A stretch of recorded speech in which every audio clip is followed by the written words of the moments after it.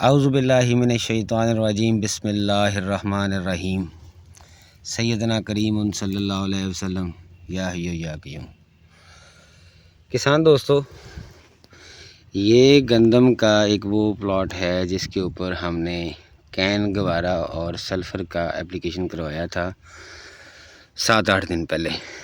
اب یہ زمین میں وتر آ گیا اور ہم زمین سے رکھ کر گندم کے اس پودے کی اوورآل جو ہے وہ صورتحال کا جائزہ لیتے ہیں۔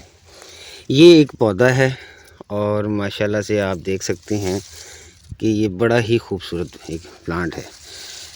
تو ابھی جو ہے اوورآل جو گندم کا سیزن ہے وہ اتنا اچھا نہیں ہے، کیونکہ گرمی کی وجہ سے گندم کی صورتحال کو اچھی خاصی خراب ہے، اوورآل خراب ہے، سب کی خراب ہے۔ لیکن جہاں پر ایک متوازن خوراک کا استعمال کیا گیا، اچھے فرٹیلائزر مینجمنٹ کیے گئے اور وقت کے ساتھ اسے پورا کیا گیا، تو وہاں پر ہم دیکھتے ہیں کہ نسبتاً جو ہے وہ گندم باقی لوگوں کی نسبت سے بہتر کھڑی ہے۔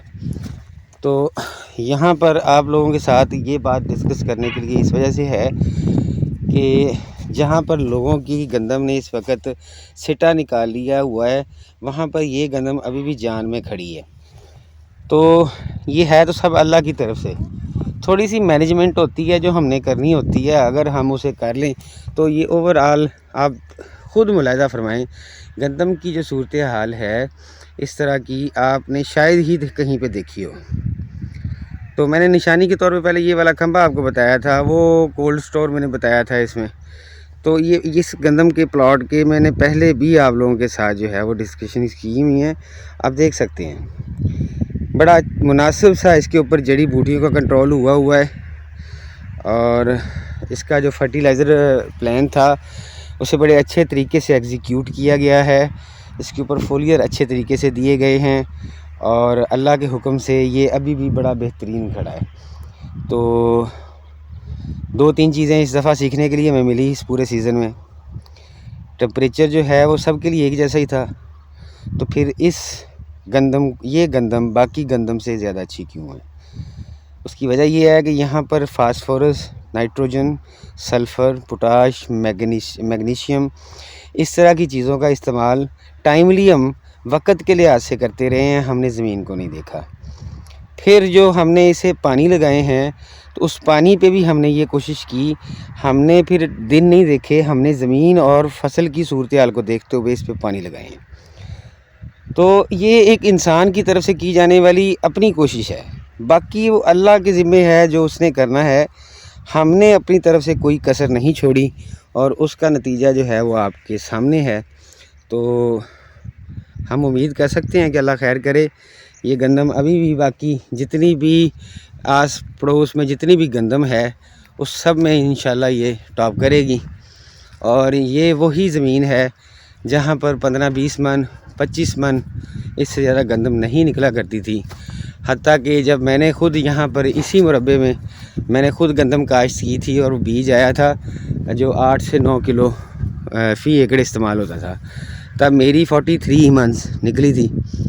ہم بھی تجربات کی روشنی میں تھے، لیکن اس وقت جب میری 43 من نکلی تھی تب لوگوں کی 26, 27, 28 من نکلی تھی۔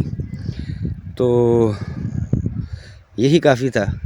اب قابل ستائش چیزیں یاد رکھنے والی گندم کی اچھی پیداوار لینے کے لیے وہ یہی 3-4 ہیں کہ اپنا جو فرٹیلائزر پلان ہے اسے بہتر سے بہتر رکھیں، اللہ پر توکل رکھیں، اپنی فصل کے اوپر روز چکر لگائیں، اس کی صورتحال کا جائزہ لیں، جب وہ پانی ڈیمانڈ کرتی ہے اسے پانی لگائیں، جب وہ کھاد ڈیمانڈ کرتی ہے اسے کھاد دیں، جب وہ سپرے ڈیمانڈ کرتی ہے اسے سپرے دیں۔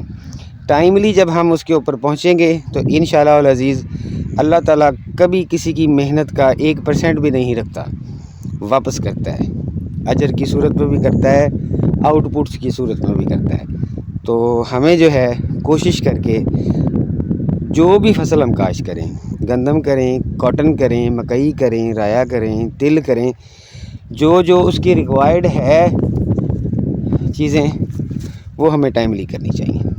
جو سفارشات محکمہ، کمپنی سیڈ بنانے والے ادارے یا زرعی ماہرین جو انسٹرکشنز بنا کے دیتے ہیں، کم از کم انہیں ہمیں فالو کرنے کی ضرورت ہوتی ہے. اس کے پیچھے کافی سارے تجربات ہوتے ہیں، اس کے پیچھے کافی سارے لاجکس ہوتے ہیں. تو آئندہ کے لیے خیال کریں. اس سال جن لوگوں کی گندم خراب ہوئی ہے یا کم والی نظر آ رہی ہے اس وقت، باقی تو وقت آئے گا تو پتہ چلے گا جب پیداوار نکلے گی.